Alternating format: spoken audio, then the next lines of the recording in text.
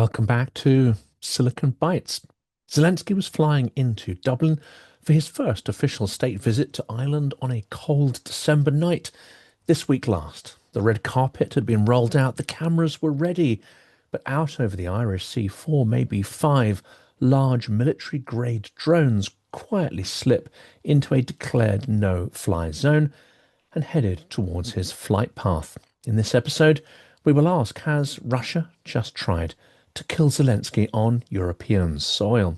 Before we jump in, thank you to everyone who supports the channel through Patreon, Buy Me a Coffee, and of course everyone who likes, subscribes and shares this content with their community.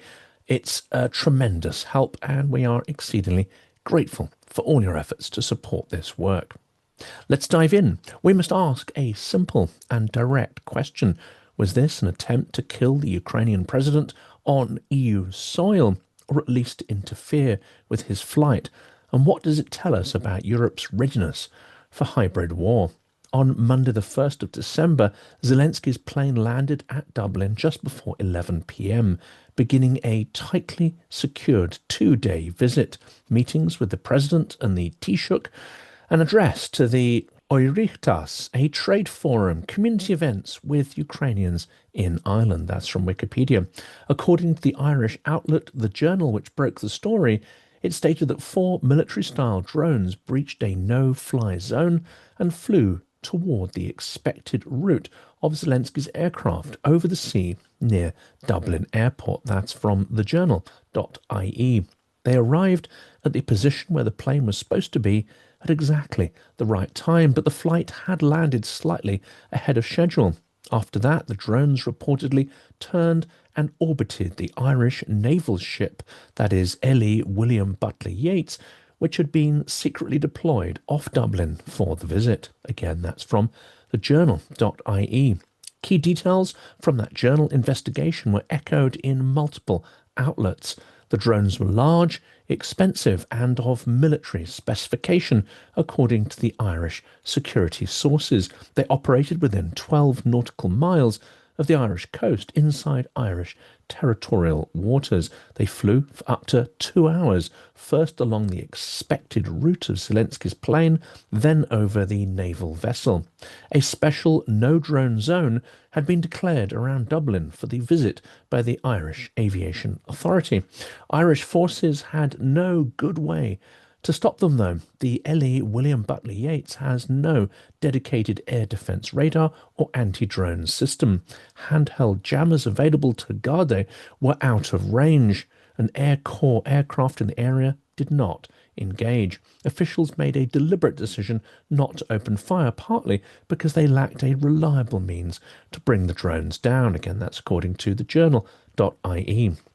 Reuters, summarising Irish media reports, notes that the drones were spotted about 20 kilometres northeast of Dublin Airport and that the sightings triggered a major security alert amid fears it was an attempt to interfere with the flight path. Although unnamed sources stressed the aircraft was never in immediate danger. That's from Reuters. A CBS News report citing Irish sources says the incident has been classified as a hybrid attack by Irish officials, language that comes directly from the Irish security services, quoted in the Journal. That's according to CBS News. Irish police, the Garda, have now opened a formal investigation led by the Special Detective Unit, which handles counter-terrorism and espionage cases. That's from RBC Ukraine reporting. Irish Prime Minister Michael Martin has confirmed he was briefed and that the National Security Council will meet to review the incident, the drone capabilities and Ireland's wider vulnerabilities. He's been careful not to publicly blame Russia, but he did say many such incidents in Europe look like probing and testing by hostile actors. And of course, one of the most hostile is there at the edge of Europe. That is, of course, Russia. From the Ukrainian side, Presidential Communications Advisor Dmytro Litvin has confirmed that unknown drones were indeed spotted over Dublin at the time of the visit. According to Interfax Ukraine, he told journalists, according to their data, the drones were observed, but this did not affect the visit and did not force any change to the programme. He also stressed that the host country is responsible for security. It's a polite way of saying this is now an Irish and a European problem. Well, that was reported by the New Voice of Ukraine. There is no public evidence yet that these drones were armed or that they attempted to ram the aircraft. Irish officials have not described it as a failed assassination attempt. They have, however, used phrases like hybrid attack and major security alert. That's from the journal.ie. So what do we know about the intent? Well, one, there is the timing and the geometry of it. The drones reached the point where Zelensky's plane was supposed to be at the exact moment it was due to pass, but the aircraft landed slightly early. That suggests deliberate targeting of the flight path, certainly not random hobbyist stupidity. There is lights on, no attack run. Irish sources, security sources, told the journal that the drones had their lights on, and this contributed to the assessment that the aim was to disrupt or intimidate rather to carry out a covert strike. One would have thought that maybe they would have come in without lights on if it had been, let's say, more of a military operation. And number three, follow-on behaviour. After missing the aircraft, the drones loitered over the Irish Navy vessel rather than pressing any aggressive manoeuvres towards the airport or other targets. Put that together and a more plausible, immediate goal emerges: textbook hybrid warfare using ambiguous tools to destabilise, intimidate and embarrass while maintaining plausible deniability. Ireland's own security services are now explicitly describing it in this way. Does that mean it can't have been an attempted assassination? Well, no, not exactly. Drones of that size and description, and of course the cost, can carry explosives or they can act as kamikaze platforms.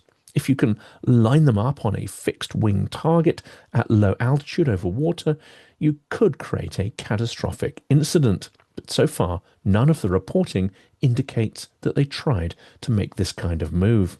It's also worth remembering Zelensky has been the target of multiple confirmed plots since February 2022, including an alleged FSB-linked network uncovered in 2024, a foiled plot involving a Polish citizen, and Rzeszów-Jastrzębie Airport.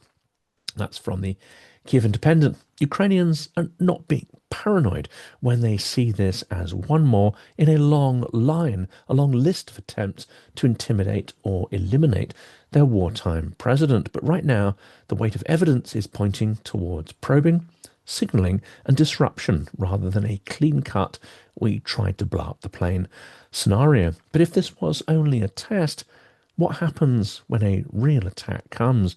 We'll look at that next. The Dublin incident is not an isolated incident. It's part of a rolling wave of drone incursions across Europe in 2025. In Belgium, drones repeatedly were spotted over the Doel nuclear power station and key airports, forcing closure and raising fears for nuclear security. That's from Wikipedia. In the Netherlands, the Dutch military opened fire on drones over Volkel airbase, where US nuclear weapons are believed to be stored. Sweden and Denmark, drone sightings over Gothenburg and Landvetter, similar to the Brussels airport buzzing. This led to diversions and shutdown. Officials explicitly described these as possible hybrid attacks. In France, French forces reportedly activated anti-drone systems against 5 drones over the Ile-Longue nuclear submarine base, home to France's ballistic missile submarines. That's in Axios. In each case, there is no publicly confirmed culprit, but European leaders are increasingly saying the quiet part out loud. EU President Ursula von der Leyen has already called these incursions a form of hybrid warfare against EU infrastructure.